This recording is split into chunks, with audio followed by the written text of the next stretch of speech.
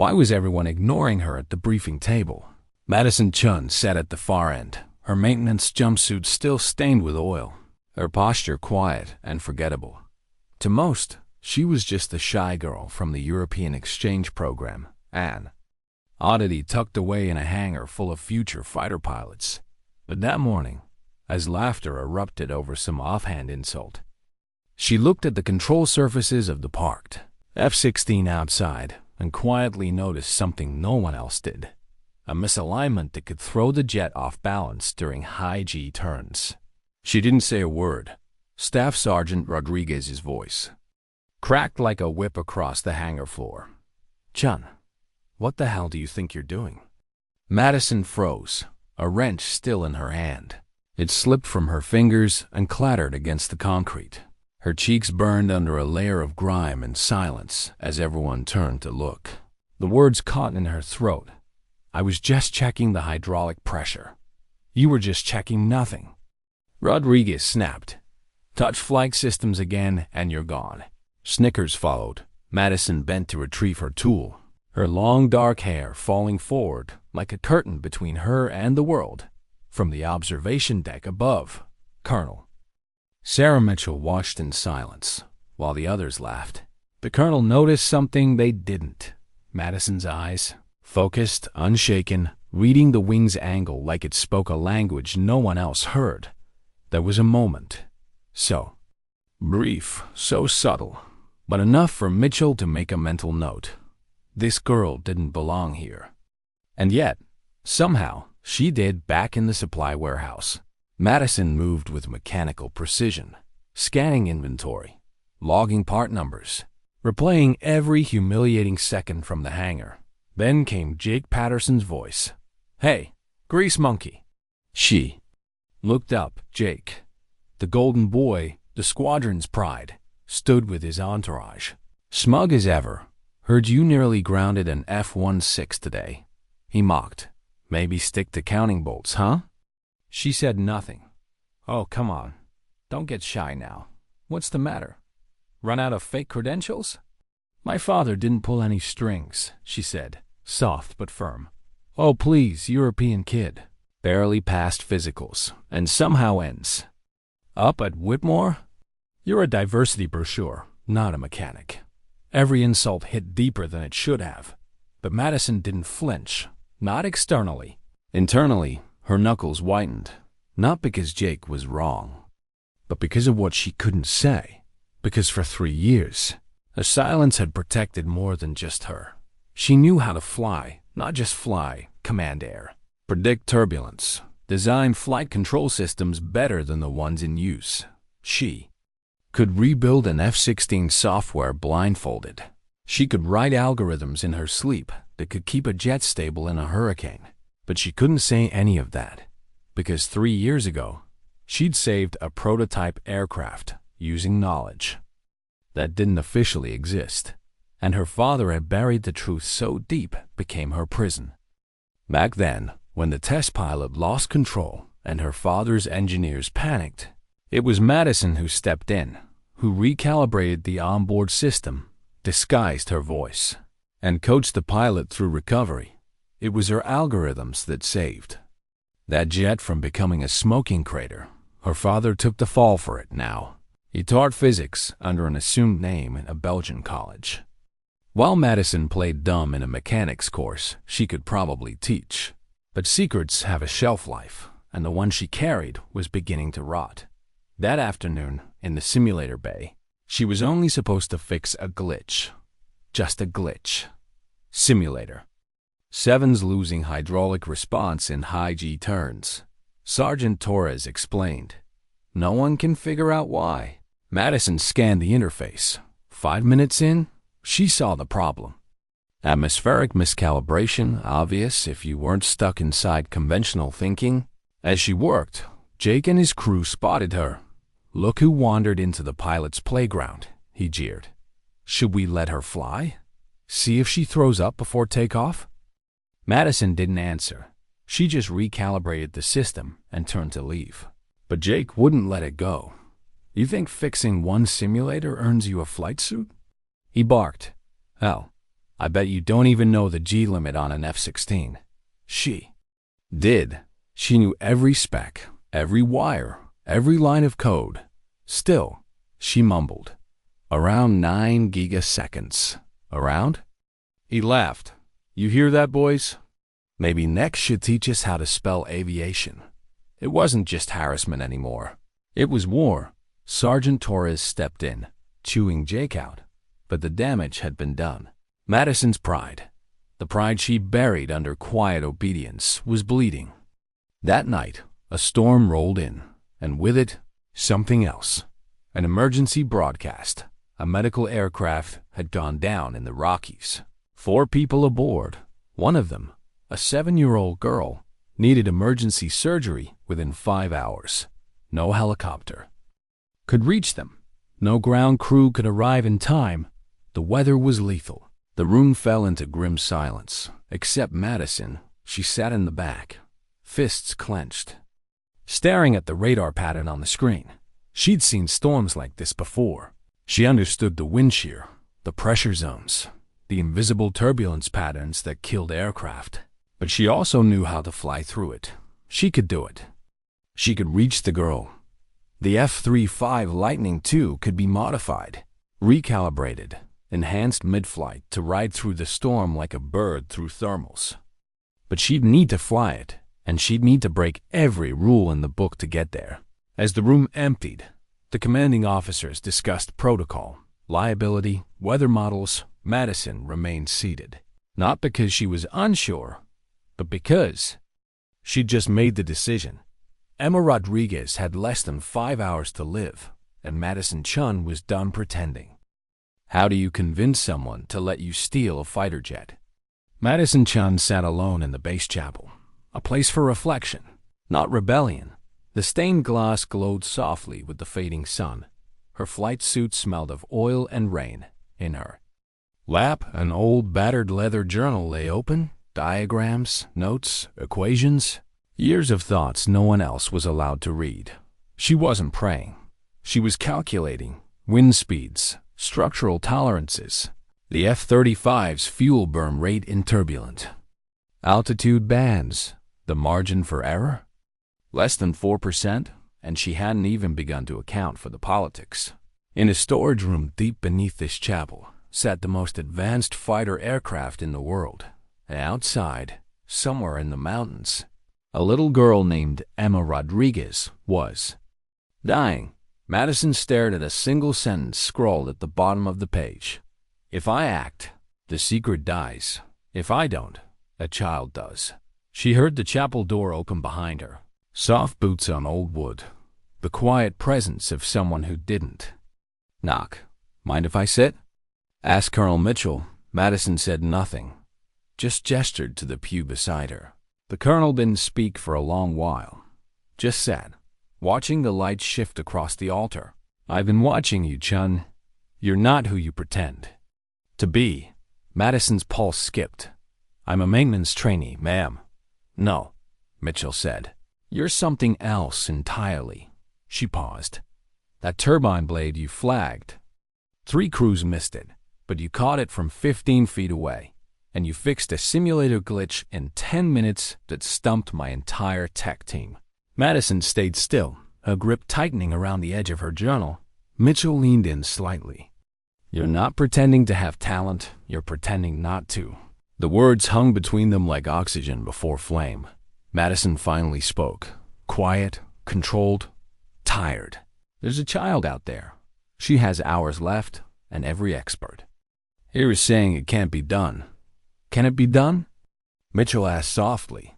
Madison turned to her, and for the first time in 3 years, she didn't deflect, didn't lie. She let the mask drop. Yes, ma'am. With the right modifications to the F-35's flight controls, I can reach her. I can. Fly through the storm. The colonel looked at her for a long time, as if weighing her entire future in one breath.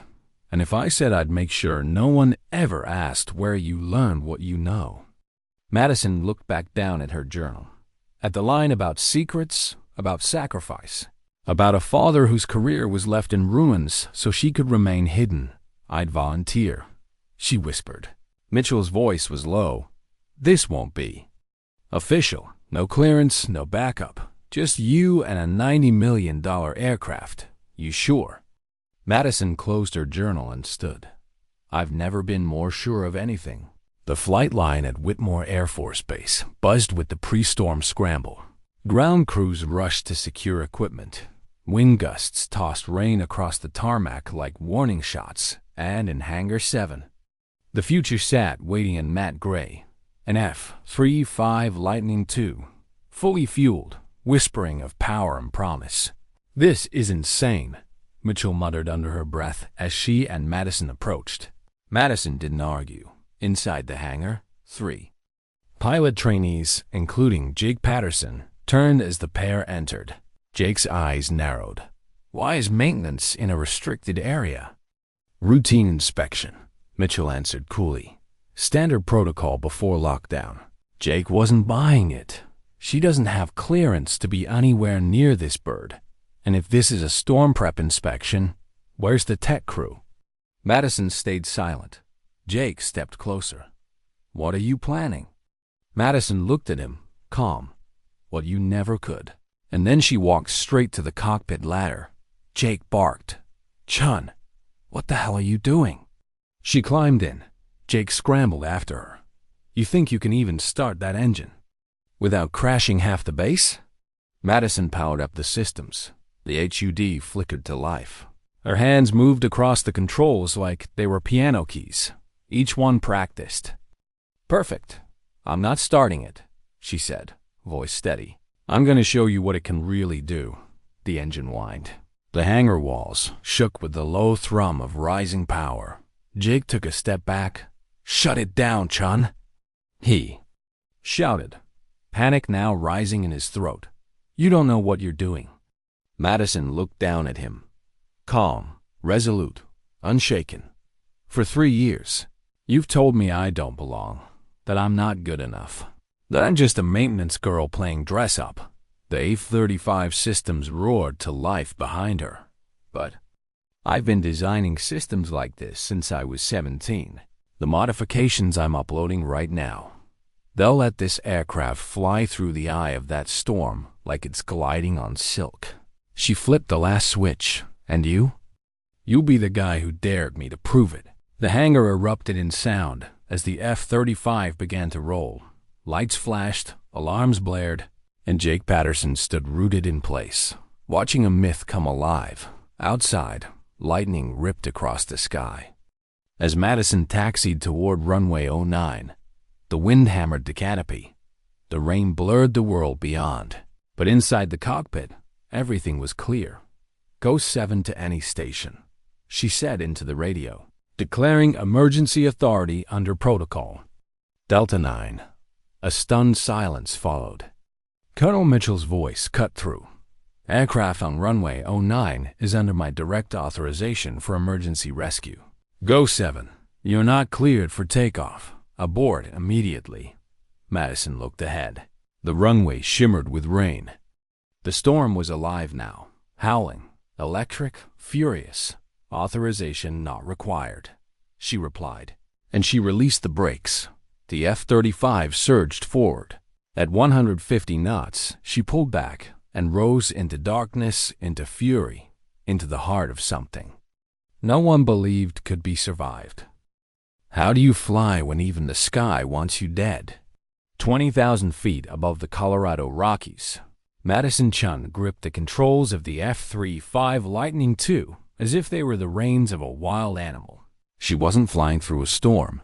She was flying through a war zone made of air and fire. Lightning exploded across the sky, white-hot and vicious. Rain hit the canopy like fists. The jet pitched violently, fighting turbulence that no aircraft was ever meant to endure. But Madison wasn't just flying. She was guiding. Her modified atmospheric compensation algorithms adjusted control surfaces in real time, not reacting to the storm, but predicting it.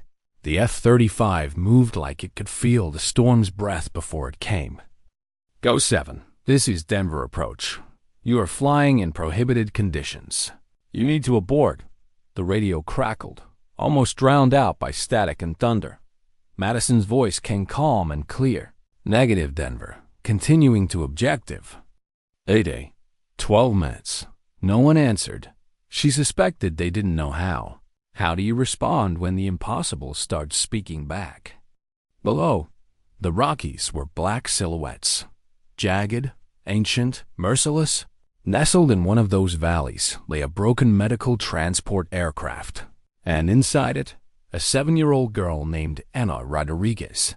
Her heart had maybe 60 minutes left. Madison scanned her HUD. A red icon flashed on the terrain map. The crash site. She didn't hesitate. She began her descent. The F-35 dropped like a stone, only to catch an updraft that slammed it sideways. Madison corrected instantly. Her fingers danced. Every adjustment was a silent conversation with the sky, not begging for survival, but demanding cooperation. 10 miles out, then 5, then visual. Contact. A clearing in the valley, and wreckage. She spotted movement. Survivors. Emma was alive. But there was no landing strip, no road, no way in or out. And the F-35 was a single-seat fighter jet, not a rescue vehicle, not a life raft, not a miracle machine. But Madison was Denver. This is Ghost 7. I have eyes on crash site, 4 souls. Visible, 1 critical casualty. Pediatric, non-responsive, preparing to land. Ghost 7. Repeat, preparing to what? I'm going down. A landing wasn't possible, not officially. The F-35 variant didn't have vertical landing capability, but Madison knew something no one else did. The engine vectoring system, when recalibrated properly, could simulate a vertical descent for about 90 seconds, any longer, and the engine would overheat. Any mistake, and the aircraft would flip or explode. No margin for error.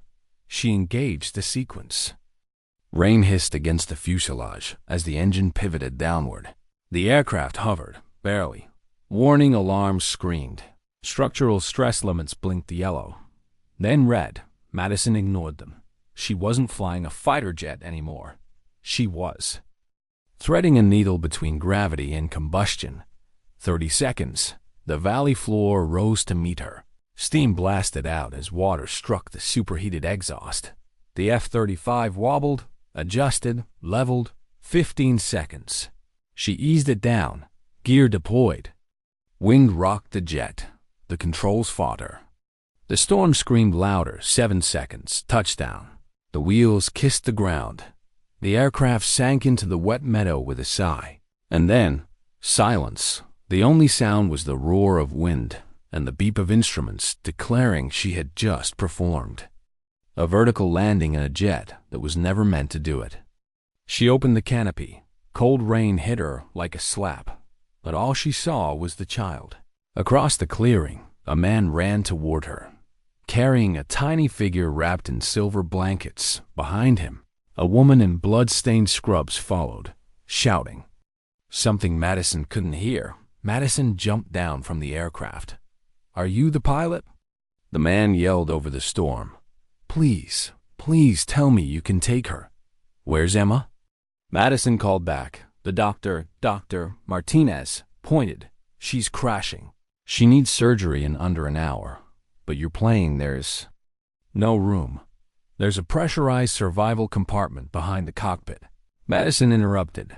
"It's small, but if we can secure her inside, I can fly her to Denver." The father's eyes widened. "That's a weapons bay." Madison stepped forward. "It's not today." Dr. Martinez hesitated. "It might work. We have to rig restraints, secure oxygen, monitor vitals remotely. I've got diagnostics routed to the pilot interface." Madison said, already running the checklist. "But I can't carry both of you. There's only room for Emma." Silence. "I'm not letting my daughter fly alone." Captain Rodriguez growled. Madison turned to him, soaked and shivering, but more certain than ever. "I understand, but if she doesn't leave in the next 10 minutes, there won't be a daughter to fly." Dr. Martinez nodded. "We can do this. You just have to get her there, alive, Madison looked down at the child in his arms. Anna was still breathing, but barely. In the next 10 minutes, Madison and Dr. Martinez converted a survival kit bay into a medical pod.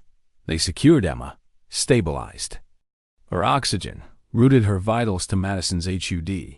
Rain pounded the aircraft like it wanted to stop the mission with noise alone. As Madison climbed back into the cockpit, Captain Rodriguez grabbed her arm. "Bring her home," he said, not a command.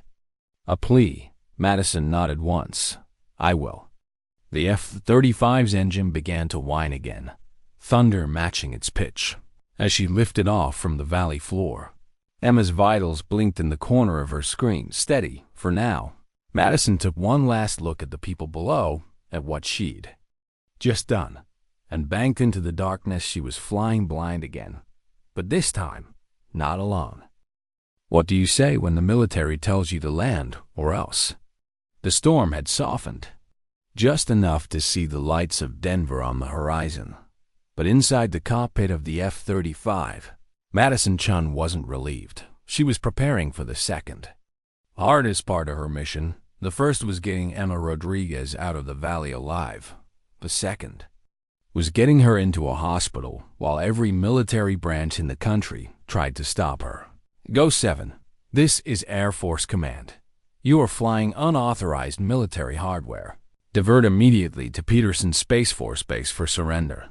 The voice was firm, controlled, cold on the screen. Emma's vitals ticked upward. Heart rate 143, oxygen 93%, time to cardiac arrest? Unknowable. Madison pressed the com. Negative. I am transporting a critical patient to Denver Children's. Diverting is not an option. Repeat. Land immediately, or we will intercept. Her jaw tightened. They'd shoot her down, over protocol. Over orders, over appearances, over a 7-year-old girl. She prepared to push back, her finger on the com switch, when another voice cut through the chaos. Air Command. This is General Patricia Hayes, Joint Chiefs of Staff. Go 7 is operating. Under my direct authorization, interference will be met with consequences. Do I make myself clear? Silence, then a reply. Roger that. Standing down, Madison let out a slow breath, her heart still pounding. She didn't know General Hayes, but someone at the highest level had just bought her 15 more minutes. On the nav screen, runway 34R. Blinked red, her approach vector was locked, air traffic cleared, emergency teams were waiting. Go 7, this is Denver Tower. You are cleared for priority landing. Emergency vehicles are in position. Madison stared at Emma's vitals one last time. Still stable, but just barely. Copy, she said. Beginning final approach. Every raindrop felt like a hammer on the canopy. Wind pulled at the wings. Turbulence danced under the landing gear, but the F-35 glided forward as if pulled by purpose alone. Madison's hands never stopped moving. Every input was a whisper, every motion a promise to the child behind her. At 50 feet, the runway lights lit up through the haze. Easy. Easy, she murmured. Touchdown. The wheels kissed asphalt. Reverse thrusters activated with surgical smoothness. No jolt, no slam, just grace. The aircraft slowed, stopped. A perfect landing in a storm built to kill. The canopy popped. Emergency crews swarmed. Where's the patient? A doctor shouted, sprinting through the rain. Madison opened the modified compartment. Inside, Emma Rodriguez, pale, still, but alive. The medics moved with speed and silence. Wires, tubes, oxygen, all transferred in seconds. A gurney, a tented cover. They rushed her into the ambulance without pause. Madison jumped down onto the tarmac. Her boots splashed into a shallow pool of water. She didn't realize she was crying until rain mixed with tears. Then she heard it. Madison Chun. She turned. Colonel Mitchell stood beside a black military SUV, flanked by men in suits and high-ranking officers in dress uniform. Madison straightened, waiting for cuffs, for shouts, for accusations of treason. instead. General Hayes herself stepped forward. You flew into a storm that should have shattered you. Madison said nothing. You modified an aircraft mid-mission, rewrote its programming, landed it like it was built for rescue, all while flying blind with a dying child on board. I did what had to be done, Madison replied. General Hayes studied her. Then let's talk about what happens next, inside.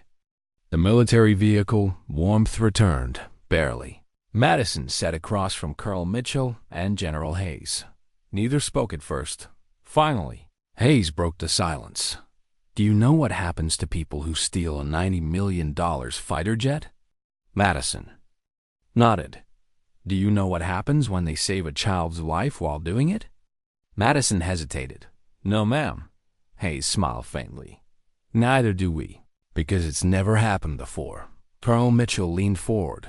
Madison, the algorithms you installed into that F-35, we've never seen anything like it. You didn't just fly through a storm. You redefined what a fighter jet can do. The F-35's not designed for rescue, Madison said quietly. Until today, Hayes replied.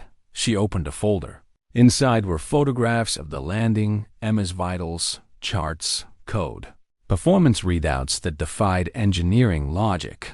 Where did you learn to do all this? The general asked. Madison didn't look away. My father, Dr. James Chun. He was part of a classified program called Project Skybridge. I was his research assistant.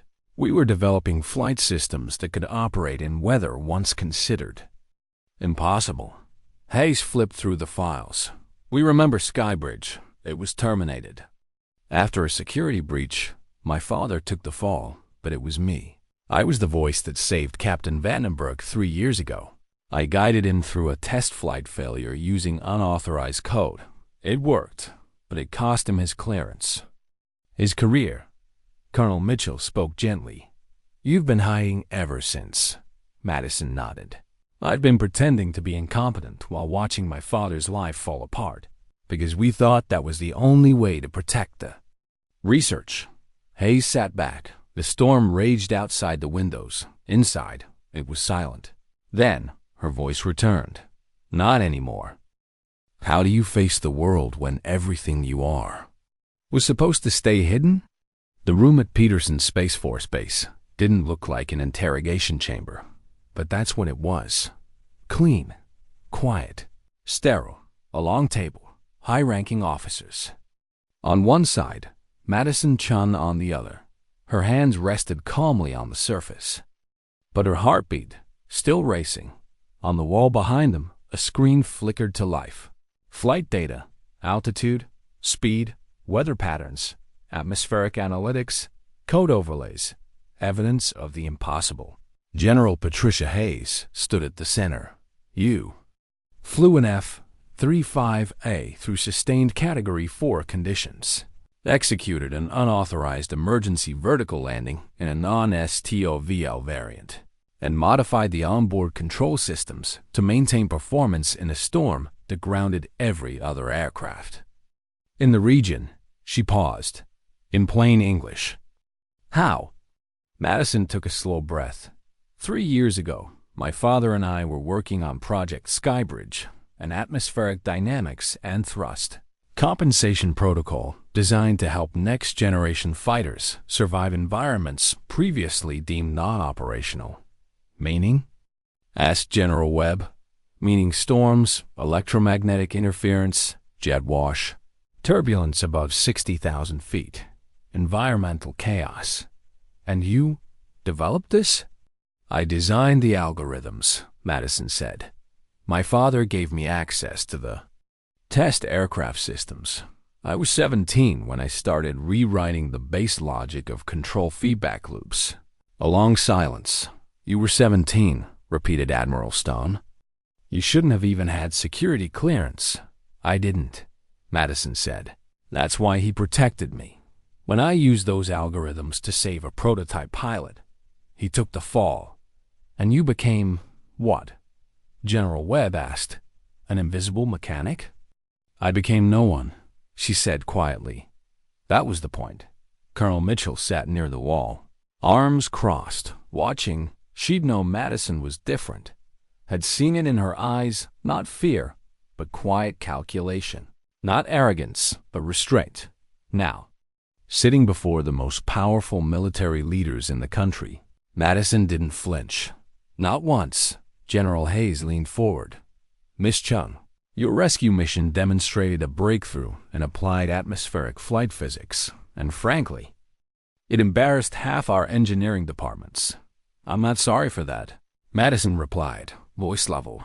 "A girl was going to die. Protocol wasn't more important than her life." "You believe in applied research," Hayes noted. "I believe in results," Madison answered. "Then what do you want?"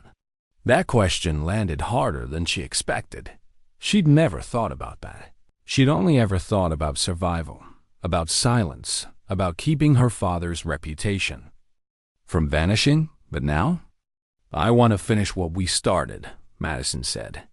"I want to make sure pilots never have to fear the sky.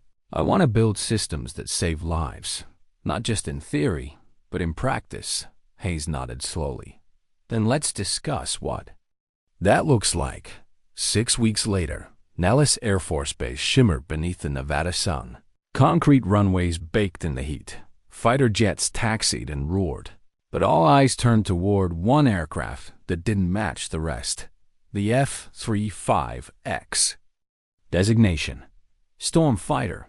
It looked like its siblings, but under the skin, it was different. Inside, a new heartbeat. New systems, new logic, a reprogrammed brain. All of it written by one woman. Madison Chun stood on the tarmac, wearing her new flight suit, name patch stitched in white doctor. Madison Chun Advanced Flight Systems behind her. Engineers prepared the jet for its first full demonstration flight. Among them, General Hayes, Colonel Mitchell, and a growing list of interested spectators from every branch of the armed forces. But Madison only looked toward the horizon, toward the sky. "Are you nervous?" Colonel Mitchell asked, standing beside her. "No," Madison said. "I was nervous the day I stole a jet. This is just breathing," Mitchell chuckled. "Well, the Pentagon has bets going. They say if this thing flies the way you say it can, we're looking at the next generation of combat aviation." Madison turned to her. "Emma Rodriguez survived." Mitchell nodded. "She's recovering. Doctors say her surgery was successful. She's already asking questions about fighter jets." Madison smiled softly. Then she looked up. "You know," she said, "there's something they don't understand. All these people, all these titles. They think what I did was a miracle of code, of physics. But it wasn't. What was it then?" "A choice," Madison said. "To stop hiding, to do something because it was right, not because it was allowed." Mitchell didn't speak, just nodded. Madison turned and walked toward the ladder. The storm fighter gleamed under the sun, ready for its maiden flight, and as she climbed into the cockpit, strapping herself into the seat she was always meant to occupy, she felt no fear, only the quiet, steady hum of possibility. What happens when the people who dismissed you suddenly want everything, you know? 6 months after she stole the world's most advanced fighter jet and flew it through a storm that should have killed her, Madison Chun stood in front of a joint session of U.S. military research officials, not as a suspect, but as their future. The secure conference room inside the Pentagon buzzed with quiet tension. A dozen generals, defense contractors, analysts, scientists, engineers, all there to hear one thing: how a maintenance trainee rewrote the laws of combat aviation. At the head of the room, General Patricia Hayes introduced her. Dr. Madison Chun, principal architect of the Stormfighter Protocols, co-developer of Project Skybridge, and the only person on Earth to perform a vertical landing in a conventional F-35 variant during live emergency rescue. There was no applause, just pens clicking, laptops booting, files opening. Madison stepped forward, in her hand not a briefing folder, but her old leather notebook. She opened it. No slides, no laser pointers. Just quiet truth. 3 years. ago, I was working with my father, Dr. James Chun, under a blacklisted research initiative called Project Skybridge. Madison began. Our goal was simple. Remove the sky as a variable in combat readiness. We wanted aircraft that could operate in any atmospheric condition. Rain, wind, pressure fluctuations, electromagnetic interference, lightning. She flipped a page. What we discovered was that most limitations weren't mechanical. They were mathematical. Aircraft weren't failing because of hardware. They were failing because we hadn't taught them how to think in storms. She looked up. Storms aren't random. They're patterns, just fast ones. If you give a flight system the right predictive algorithms, it doesn't fight the storm. It partners with it. Murmurs rippled through the room. One naval commander raised his hand. But the F-35A doesn't have lift fan capability. You landed vertically. How? Madison nodded. It wasn't true vertical flight. It was vectored thrust and power modulation through rebalanced intake geometry. I calculated the precise thermal threshold before turbine degradation and reduced aircraft weight by 300 pounds with non-essential system shutdown. Another hand, but the system's logic tree. I didn't use the system's logic tree, she said flatly. I built my own. I wrote an independent control layer. Think of it like teaching the aircraft to improvise jazz over sheet music. They didn't know how to respond. It wasn't arrogance. She didn't gloat. She didn't posture. She just knew the aircraft better than anyone ever had. And the data didn't lie. Hours later, after the briefing, Madison stood alone in the corridor outside the room. She felt strange, not victorious, not vindicated, just exposed. The secret was fully out now. Every branch wanted access to her knowledge, not for speeches, for missions, for operations, for war. Colonel Mitchell joined her at the window overlooking the Potomac. Let me guess, Mitchell said. 10 new offers? Madison nodded. 4 from Air Force, 2 from Navy, 1 from DARPA, and 1 that came with a handwritten note and a bottle of scotch. Mitchell grinned. That's the CIA. Madison didn't laugh. They all want to use what I know, but not one of them asked how I feel about it. Mitchell leaned against the glass. So, how do you feel about it? Madison stared out at the water. Her voice was distant. Like they see me now, but not who I am. Just what I can build, what I can fly. There was a pause, the kind filled with truth. I think I was more free when I was invisible, Madison whispered later that night in her quarters on base. She reopened the same journal that had followed her from Belgium to Whitmore. She flipped past equations, designs, flight control diagrams, until she reached the pages from the night of the rescue. Her handwriting was messy, frantic, emotional. Storm profile. 91 miles per hour winds, electromagnetic pulses every 12s. Barometric collapse pattern with oscillating updrafts. Protocol Delta 9 activated. Emma's still alive, for now. She traced the letters. She remembered every second of it. Not the adrenaline, not the fear, the choice, the cost, her father's career, her safety, her future, all burned to save a life.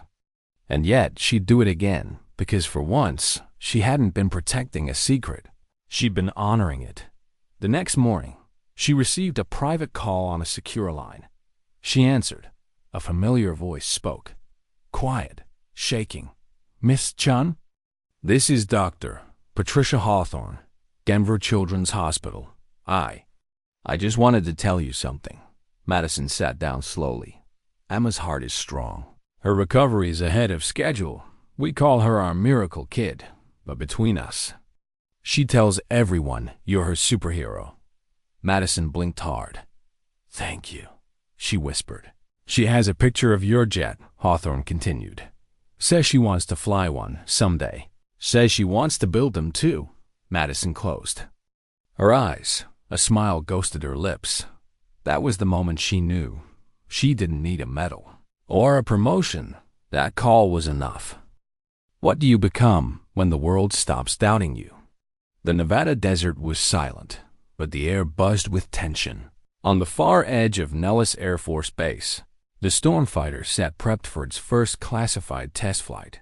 Not a simulation. Not a controlled lab. A real operation. Unknown airspace. Unpredictable weather.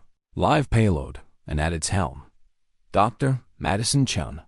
She stood beside the aircraft, helmet tucked under her arm, listening to final briefings from the mission commander. Colonel Mitchell flanked her, saying nothing.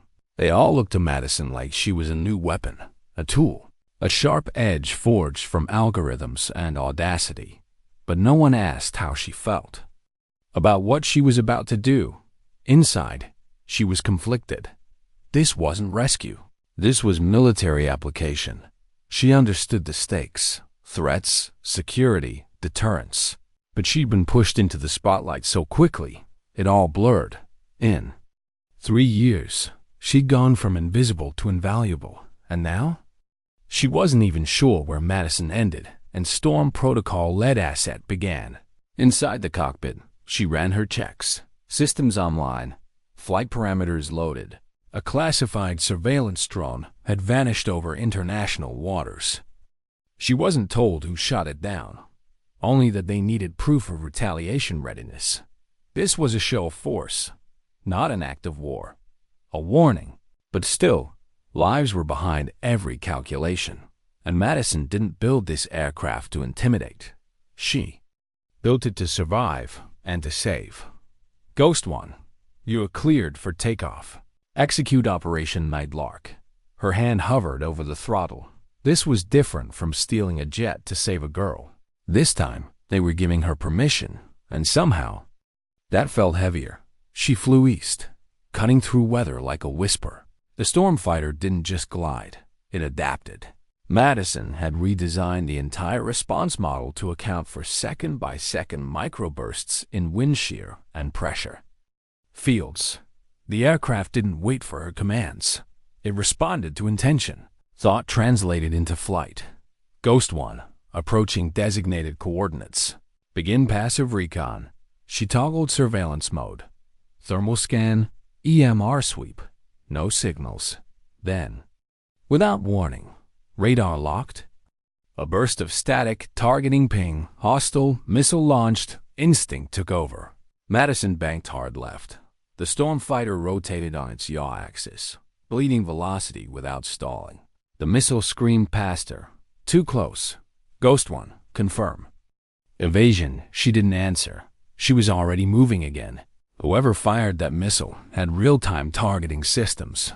This wasn't random. This was provocation. And she just entered a chess game she hadn't agreed to play. She climbed, jamming her own radar signature. Switched to manual.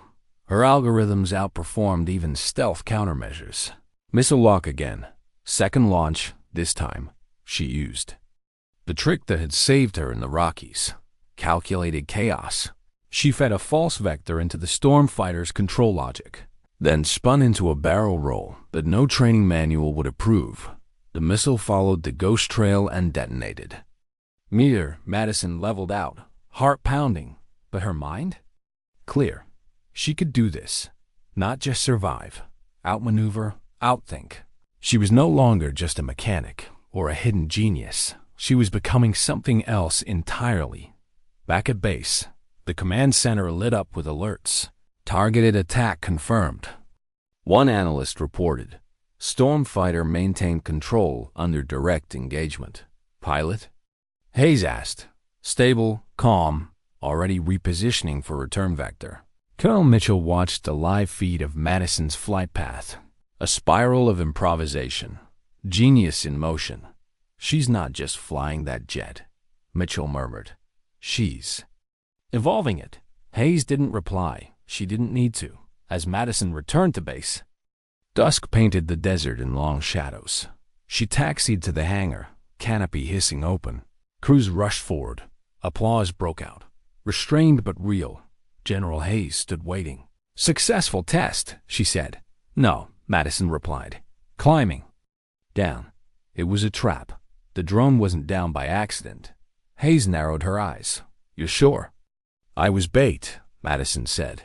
You wanted to see how far the system could go under real pressure. You already knew the danger. Hayes didn't deny it. You passed the test. That's what matters.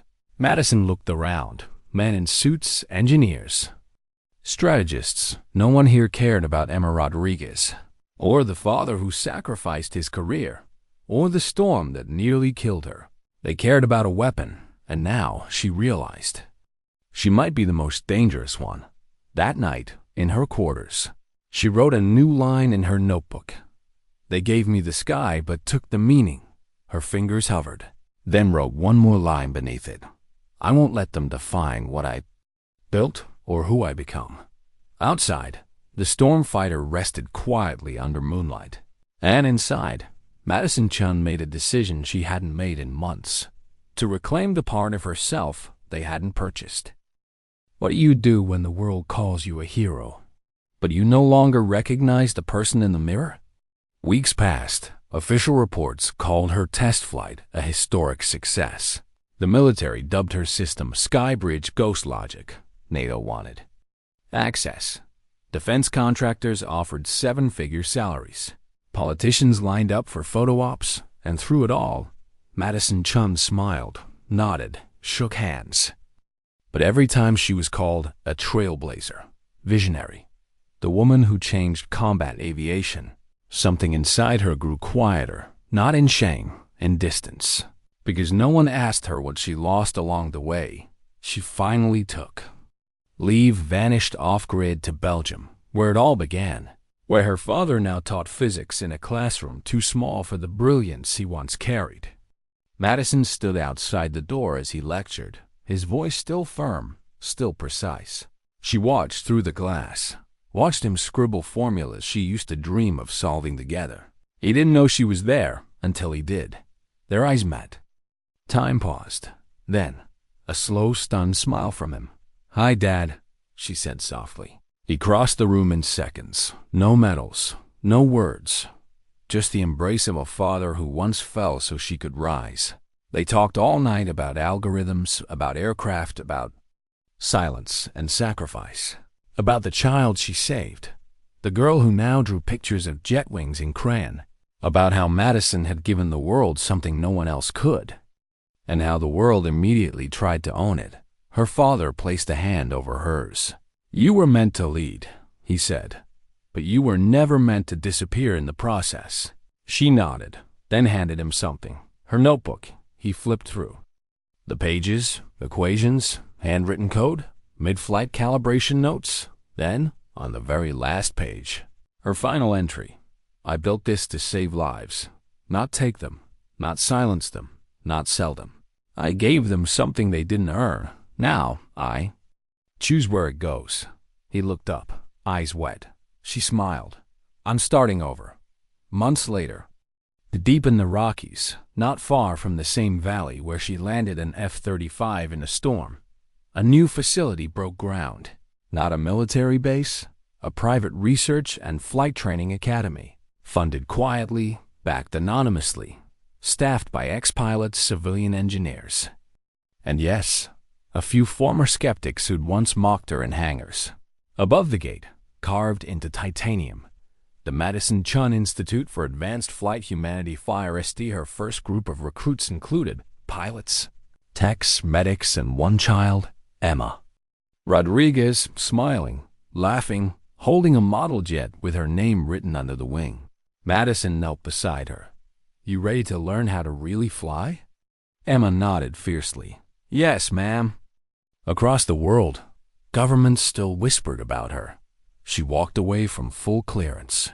She refused weapons contracts. She turned down every offer. She could have been the richest defense consultant in history, but those closest to her, the students, the engineers, the survivors, knew the truth. She didn't walk away. She just changed course. One evening, after a long training flight, Madison stood on the hangar roof, wind in her hair, looking up at the stars. Colonel Mitchell, now retired, joined her. No regrets? Mitchell asked. Madison thought for a moment. I regret not doing it sooner. Mitchell handed her something, a small pen, silver, inscribed with one word, rescue. No one's watching, Mitchell said. You don't have to keep performing anymore. I'm not, Madison replied. I'm just finally being me.